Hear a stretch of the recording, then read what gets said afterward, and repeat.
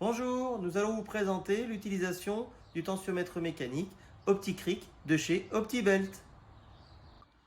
Pour choisir la force de tension de la courroie, il faut d'abord connaître le type de courroie, la section, le diamètre de la plus petite des poulies et si c'est le premier montage ou un montage après un entretien.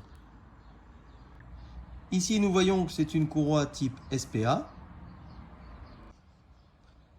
Pour connaître le diamètre de la poulie, il faut regarder sa référence sur le côté, ici 125, ou alors mesurer avec un mètre.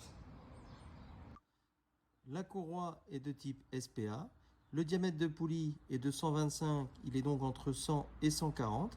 La force de tension au premier montage est donc de 400 Newton.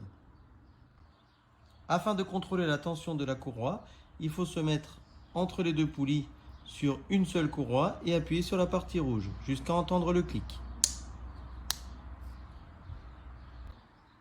Pour connaître la valeur de tension, il faut regarder l'intersection entre le curseur et l'échelle graduée. En regardant ici, nous voyons 200 Newton. Il faut donc retendre la courroie. Attention, si vous prenez la mesure sur deux courroies en même temps, la valeur de tension ne sera pas la même.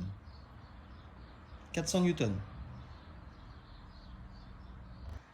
Il faut retendre les courroies tout en respectant l'alignement.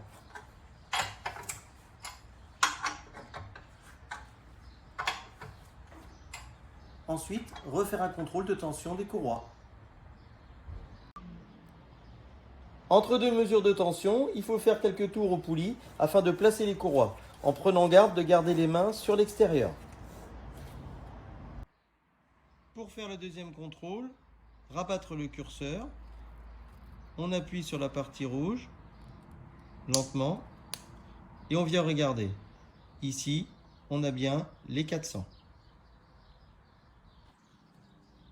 Il faut bien vérifier que l'alignement des poulies n'a pas changé.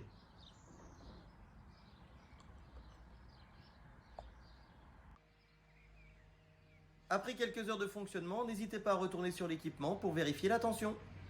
Si la présentation du tensiomètre mécanique vous a plu, n'hésitez pas à venir nous liker sur notre chaîne YouTube.